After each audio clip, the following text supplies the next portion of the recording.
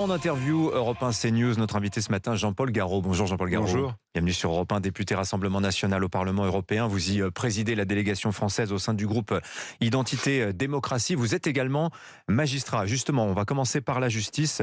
Vous êtes croyant, Jean-Paul Garot? Oui. Vous croyez au miracle? Il ne s'agit pas, je vois évidemment de quoi vous voulez parler, et il ne s'agit pas d'une question de miracle. Oui. Non, pas du tout. Non, je précise parce qu'hier se tenait l'ultime audience du procès en appel dit des assistants parlementaires du Front National, et la date de la décision est prévue désormais pour le 7 juillet. Comment vous abordez cette échéance, sachant que c'est peut-être la mort politique de Marine Le Pen qui sera prononcée C'est évidemment très lourd de conséquences. Si vous voulez l'analyse que j'en fais... avec tout le respect que je dois bien sûr à la justice, que je connais bien, je suis magistrat moi-même, et d'une famille d'ailleurs de magistrats, c'est que par rapport à ce dossier, je suis absolument persuadé que Marine Le Pen n'a jamais voulu commettre la moindre infraction. Je la connais très bien, c'est quelqu'un d'honnête. Donc il y a ce qu'on appelle l'élément intentionnel de l'infraction. L'enfer est pavé de bonnes intentions, Jean-Paul Garot. Non, mais c'est quand même fondamental, si vous voulez, sur le fond. Parce qu'en réalité, dans cette affaire, c'est un problème c'est un litige que nous avons avec le Parlement européen. Un litige, en réalité. Le Parlement européen veut qu'on leur restitue finalement le salaire des assistants parlementaires, parce que le Parlement européen estime que les assistants parlementaires ont travaillé non pas pour le Parlement européen, mais pour le parti Front National. Bon, c'est aberrant, parce que, si vous voulez, les assistants parlementaires ne sont pas des fonctionnaires européens. Les députés européens ne sont pas des fonctionnaires européens. Le député européen est aussi un militant politique. L'assistant parlementaire est aussi un militant politique. Alors, comment faire la différence, si vous voulez, entre la durée de travail en tant qu'assistant parlementaire proprement dit et la durée de travail en tant que politique. Moi, la semaine prochaine, je vais faire une réunion à Bordeaux strictement politique. Quand on m'appelle, quand on cherche à me joindre, on tombe sur un assistant parlementaire qui doit faire « Ah non, mais c'est pas Parlement européen, donc je raccroche ». Si vous voulez, c'est pas possible. On va pas refaire les plaidoiries de la défense Jean-Paul Garot, mais politiquement, techniquement, il faudrait que la peine d'inéligibilité, si elle est prononcée, soit inférieure à 2 ans. Est-ce que vous y croyez? Est-ce qu'au Rassemblement National, vous faites aujourd'hui le deuil d'une candidature de Marine Le Pen? Activez-vous déjà le plan B, le plan Bardella, etc. Non, mais pas du tout, parce que moi je pense fondamentalement que la relaxe est tout à fait envisageable. Elle est envisageable, pourquoi? Parce que je vous dis qu'il n'y a pas cet élément intentionnel, et qu'en plus il s'agit d'un strict litige. Souvenez-vous, quand M. Dupond-Moretti, alors ministre de la Justice, a été traduit devant la Cour de justice de la République, eh bien, la Cour de justice a dit oui, tous les éléments de la prise illégale d'intérêt sont réunis, sauf l'élément intentionnel. M. Dupond-Moretti, bien que ministre, bien qu'ayant 30 ans de barre, en tant qu'avocat, eh bien, on a dit, ben non, il n'a pas eu la conscience, l'intention de commettre une infraction alors que la prise illégale d'intérêt était constituée. Si vous voulez, c'est pour vous dire. Donc ça fait partie des éléments qui vous donnent un espoir. Non, mais là on conteste aussi la notion même de détournement de fonds publics. Absolument. C'est un litige. Et je pense aussi, si vous voulez, le fond de ma pensée, c'est que je pense que notre justice a été quand même instrumentalisée dans cette affaire au départ. Pourquoi?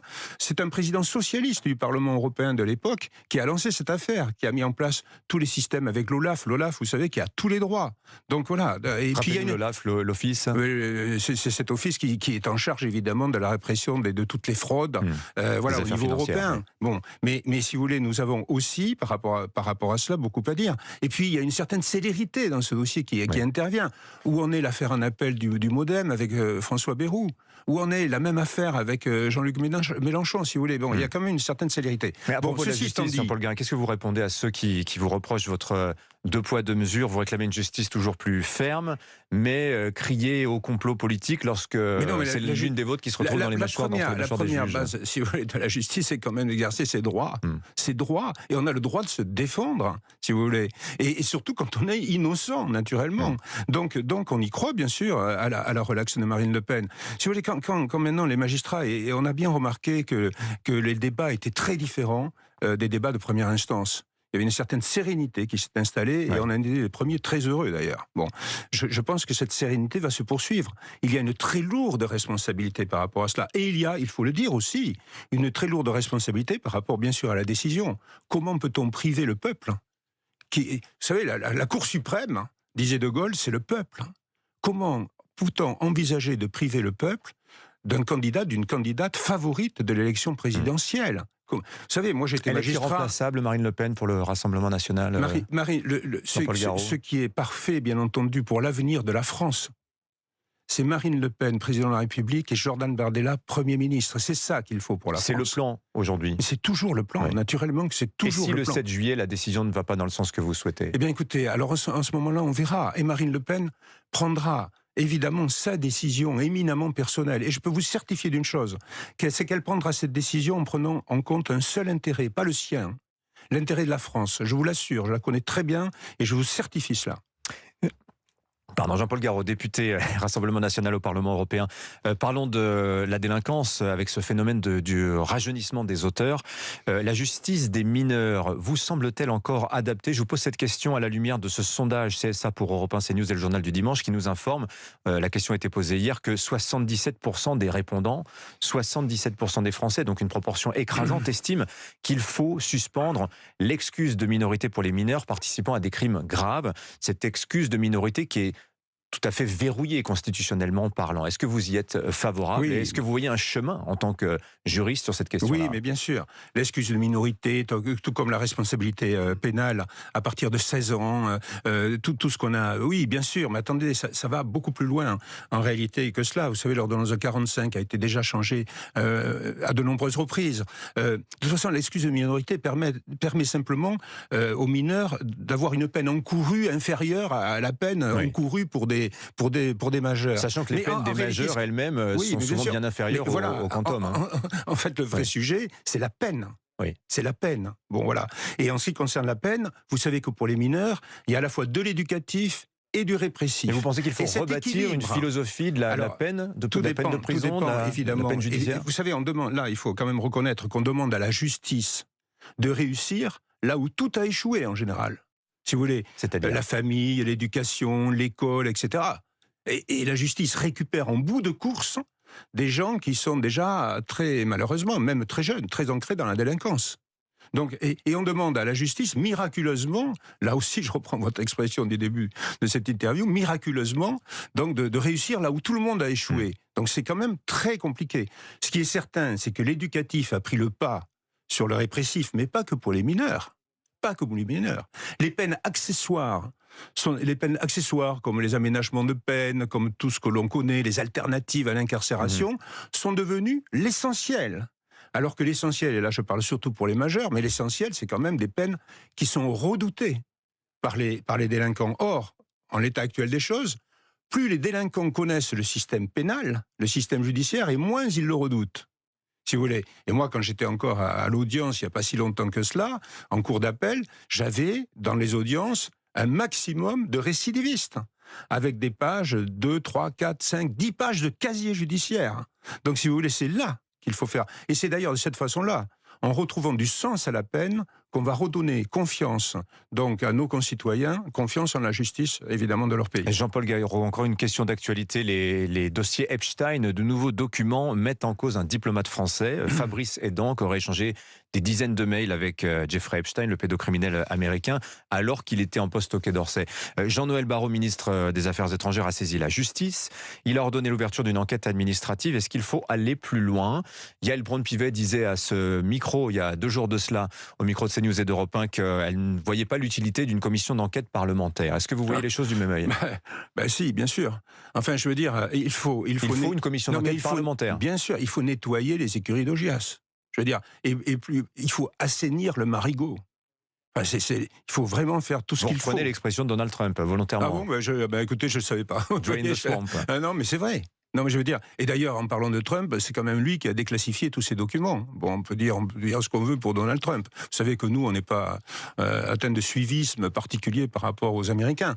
Mais ce qui est certain, c'est que, bien entendu, il faut tirer toutes les conséquences. Alors, il faut se méfier quand même de l'emballement médiatique, parce que les procès médiatiques, il faut s'en méfier, mais sur le fond, naturellement, il faut faire toute la lumière sur ces faits qui sont évidemment terribles et sur lesquels il faut avoir toute la vérité. Et qu'est-ce que vous espéreriez, vous, d'une commission d'enquête parlementaire sur cette D'abord, il y a 2 choses. C'est-à-dire qu'à partir du moment où la justice est saisie, la commission d'enquête parlementaire ne peut pas s'intéresser aux faits eux-mêmes. Donc c'est à tout l'environnement de ces faits, à tous les réseaux d'influence, peut-être, à beaucoup de choses qui sont relatives à cela. Donc je pense que ça serait intéressant. Est-ce que le Rassemblement national va pousser la question, va demander... Pour l'instant, nous n'avons pas pris de décision. Vous êtes au Parlement européen, bien sûr, mais oui, je vous pose la question en tant que membre du parti. Où là aussi, on m'a refusé quelques commissions d'enquête, dans d'autres sujets aussi très importants. Mais enfin, je pense que toute la lumière, évidemment, doit être faite, manifestement, sur une affaire qui dépasse les normes. Bon, à propos de l'actualité européenne, puisque c'est au Parlement européen que vous siégez, Jean-Paul Garot, on a beaucoup parlé d'agriculture ces derniers temps. Les agriculteurs sont toujours suspendus à l'application ou non de l'accord de libre-échange avec le Mercosur. Alors, la Cour de justice de l'Union européenne a été saisie, on s'en souvient. Le Parlement européen a voulu cela après la signature du texte. Ursula von der Leyen, présidente de la Commission européenne, entend malgré tout appliquer l'accord provisoirement. Est-ce que la France est condamnée à regarder passer les trains, Jean-Paul Garot? Alors merci de parler des sujets européens, parce que ce sont des règlements qui vont s'appliquer directement en France sans passer par la case Parlement national, sans consulter le peuple. Et là, c'est un scandale majeur. Nous avons des accords évidemment très contestés et très contestables qui doivent être normalement ratifiés par le Parlement européen. Eh bien, Madame von der Leyen veut qu'ils soient appliqués, ces accords, avant la ratification. Une exécution provisoire, en quelque sorte, oui, tout à fait. Ce qui est proprement scandaleux, parce que, et c'est nous, le groupe des Patriotes, qui avons obtenu le fait de renverser des majorités justement au Parlement européen. On a obtenu un vote majoritaire pour qu'on saisisse justement la Cour de justice de l'Union européenne, parce que naturellement tout ceci est complètement en infraction au traité. Mais est-ce un coup d'épée dans l'eau, vous pensez, cette saisine pas du de la CJUE? Pas du tout. La Cour de justice de l'Union européenne, on va voir si elle est vraiment indépendante. Voilà. Mais il est certain que c'est capital. Et sur ce sujet, là aussi, tout comme d'ailleurs sur un autre sujet, le pacte migratoire, qui est un sujet très important sur lequel nous avons obtenu aussi pas mal de victoires, nous sommes en train d'essayer de détricoter ce pacte migratoire qui doit s'appliquer en juin prochain. Alors expliquez-nous justement, c'est intéressant, ça intéresse beaucoup les auditeurs de CNews et d'Europe 1. Le Parlement a adopté 2 textes qui sont destinés, je le rappelle, à durcir la politique migratoire au sein de l'Union européenne. C'est le fameux pacte migratoire. L'idée étant de faciliter à la fois les renvois et à restreindre l'accès à la protection pour certains pays qui sont jugés sûrs, les pays pour les migrants en provenance de ces pays considérés comme sûrs. L'immigration, on le sait, elle a explosé en France depuis 25 ans. Est-ce que vous pensez que ces textes vont suffire à freiner les flux ? Qu'est-ce qui vous pose problème dans ce pacte migratoire? Alors attention, le pacte migratoire en lui-même, nous le critiquons vraiment très fermement. Le pacte migratoire, en réalité, transfère à Bruxelles la politique migratoire de l'Europe et de la France. C'est-à-dire qu'on ne va plus être maître, nous, la France, donc de tout ce qui concerne l'immigration. C'est un sujet capital.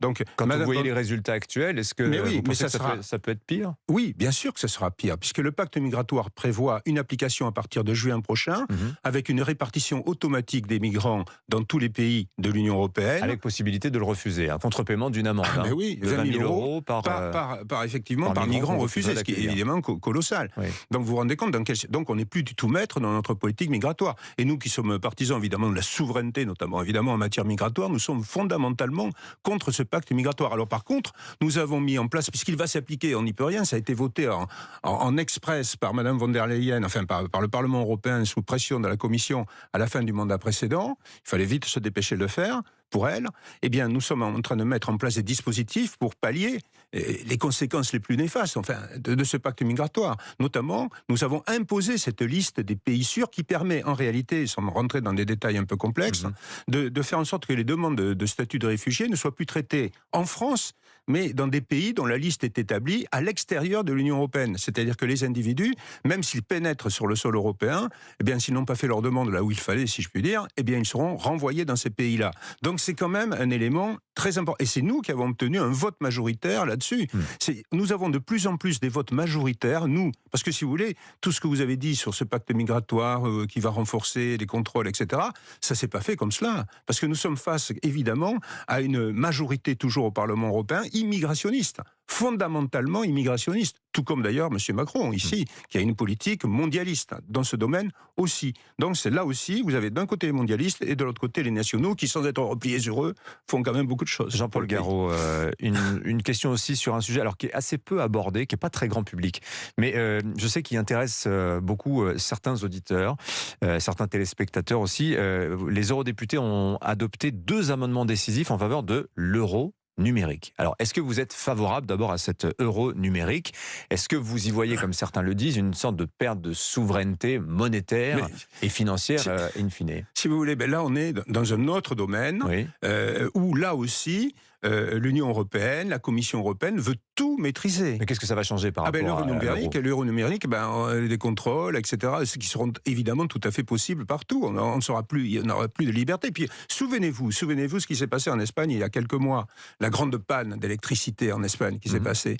Eh bien là, on s'est rendu compte que tous ceux qui n'avaient que des cartes bancaires ou autres, se seront trouvés dans des difficultés considérables. Et je crois même que la Cour des comptes a émis un avis en disant qu'il fallait garder quand même un peu d'espèces, parce que dans des cas comme celui-là, par exemple, où tout est désorganisé, il faut garder, et sinon on peut plus vivre en réalité. Et des gens se seront trouvés d'ailleurs dans des situations catastrophiques. Non, ça c'est encore une volonté hégémonique. Ça fait partie de toutes ces volontés. On peut les décliner sur tous les sujets.